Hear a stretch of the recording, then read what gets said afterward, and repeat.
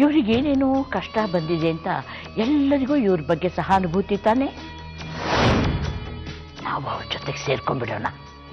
ಅವ್ರಿಗೆ ಪೂರ್ತಿ ನಂಬಿಕೆ ಬಂದ ಮೇಲೆ ನಾವೇನು ಮಾಡಬೇಕು ಅಂತಿದ್ದೀವೋ ಅದನ್ನು ಮಾಡಬೇಕು. ಈಗಿಂದೀಗ್ಲೇ ಅವ್ರನ್ನ ಹೊರಗಾಕ್ಬಿಡ್ಲಾ? ಈಗಿಂದೀಗ್ಲೇನಾ? ಯಾಕೆ? ನೋಡ್ತಾ ಇರಿ.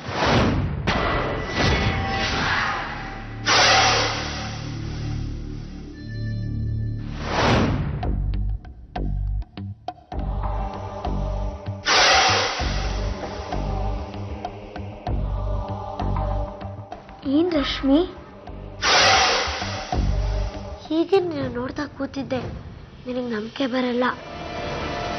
ಜೋರ ಕಿಟಕಿ ಬಡ್ಕೊತು. ಆ ಕಡೆ ನೋಡ್ತೀನಿ, ನಿಮ್ಮ ಅಪ್ಪ ನಿಂತಿದ್ದಾರೆ. ನಿಜವಾಗ್ಲೂ ಈಗಲೂ ಹೊರಗಡೆನೇ ಇದ್ದಾರೆ. ಅದಕ್ಕೆ ನಿನ್ನನ್ನೇ ಹೊರಗಡೆ ಕರ್ಕೊಂಬ ಅಂತ ಹೇಳಿದ್ದಾರೆ. ಆಂಟಿನೂ ಕರ್ಕೊಂಬ ಅಂತ ಹೇಳಿದ್ದಾರೆ. ಕರ್ಕೊಂಡು ಹೋಗೋಣ?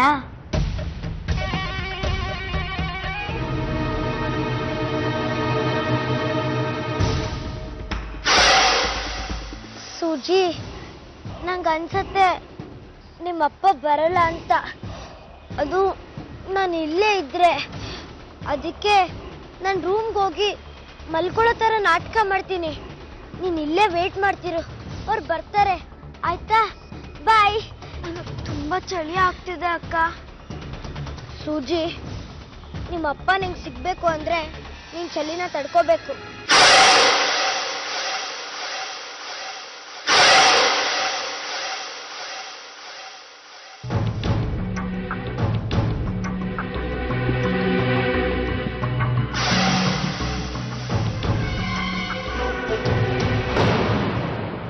ಸೂಜಿ ಪುಟ್ಟ, ಸೂಜಿ ಬರಿ, ಏನಾಯ್ತು?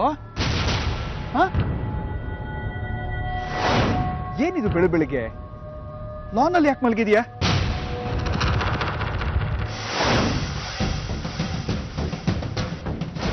ಅಜ್ಜಿನೋ ನಿಂಗೇನೋ ಏನಾದ್ರು ಹೇಳಿದ್ರ? ಅತಿ ಹಾಕಿದ್ರ? ಸೀನು, ಇದು ಅತಿ ಆಯ್ತು ಕಣೋ. ಎಲ್ಲದಕ್ಕೂ ನೀನು ನನ್ನನ್ನೇ ಕಾರಣ ಮಾಡಬೇಡ. ಇವಳು ನೀನಿದ್ದಾಗಲೇ ಒಂದು ತರಹ ಇರ್ತಾಳೆ, ನೀ ಇಲ್ದಿದ್ದಾಗ ಇನ್ನೊಂದು ತರಹ ಇರ್ತಾಳೆ, ಗೊತ್ತಾ? ನಿನ್ನೆ ರಾತ್ರಿ ನಂಗೆ ಅಪ್ಪ ಬೇಕು ಅಂತ ಏನೇನೋ ಮಾತಾಡಿದ್ಲು. ಈ ಮನೆ ನಂದಲ್ವೇ ಅಲ್ಲ ಅಂತ ಅನ್ನೋದು. ಒಂದು ಹೊತ್ತಲ್ಲಿ ತಾಯಿಯನ್ನು ಕರ್ಕೊಂಡು ಸೀದಾ ಈ ಲಾನಿಗೆ ಬಂದ್ಬಿಡೋದು. ಇದೆಲ್ಲ ಏನ್ ಹುಚ್ಚುತನ ತೇನು? ಸೂಜಿ, ಅರ್ಥ ಮಾಡ್ಕೊ. ನಿಮ್ಮ ಅಮ್ಮಂಗೆ ಹುಷಾರಿಲ್ಲ. ರಾತ್ರಿ ಎಲ್ಲ ಈ ತರ ಥಂಡಿಲ್ ಹೊರಗಡೆ ಇದ್ರೆ ಏನಾದ್ರೂ ಹೆಚ್ಚು ಕಮ್ಮಿ ಆದ್ರೆ ಯಾರು ನೋಡ್ಕೊಳ್ಳೋರು ಹೇಳು? ನಿಮ್ಮ ಅಮ್ಮನ್ ಕರ್ಕೊಂಡು ಒಳಗೆ ಹೋಗು.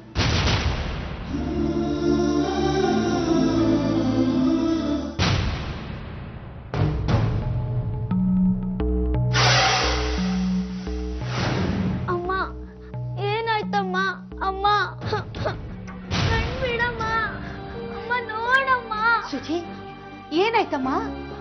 ನೋಡಜ್ಜಿ, ಅಮ್ಮನ್ಗೆ ಊಟ ಮಾಡಿಸ್ತಿದ್ದೆ, ಕಣ್ಣೇ ಬಿಡ್ತಾ ಇಲ್ಲ. ನಂಗೆ ಯಾಕೋ ತುಂಬಾ ಭಯ ಆಗ್ತಿದೆ ಅಜ್ಜಿ. ಯಾಕಮ್ಮ? ಕಣ್ಬಿಡಮ್ಮ. ಅಬ್ಬಾ, ಏನ್ ಬೊಬ್ಬೆ ಹೊಡಿತಾ ಇದ್ದೀರಿ? ಅಕ್ಕಿ ಪಿಕ್ಕಿಗಳೆಲ್ಲ ಮನೆ ಸೇರ್ಕೊಂಡ್ಬಿಟ್ಟು. ದಯವಿಟ್ಟು ಡಾಕ್ಟರ್ ಕರ್ಸಿ ಅಮ್ಮ. ಏನಾಗ್ತಾ ಇದೆ ಇಲ್ಲಿ? ಏನಾಯ್ತು ಸರೋಜಂಗೆ? ಇವಳು ರಾತ್ರಿ ಎಲ್ಲ ಸರೋಜನ ಹೊರಗಡೆ ಥಂಡಿಲ್ ಬಿಟ್ಟಿದ್ಲಲ್ಲ, ಅದಕ್ಕೆ ಸರೋಜ ಕಣ್ಣೇ ಬಿಡ್ತಿಲ್ಲ. ಏನೋ ಆಗಿದೆ, ಕೇಳು. ಸೂಜಿ, ನನಗೆ ಹೇಳಿರ್ಲಿಲ್ವಾ ಈಗೆಲ್ಲ ಮಾಡಬೇಡ ಅಂತ? ಏನಾಯ್ತೋ ಏನೋ ಇವಾಗ ನೋಡು, ಅಮ್ಮಂಗೆ ಎಷ್ಟು ಇಫೆಕ್ಟ್ ಆಗಿದೆ.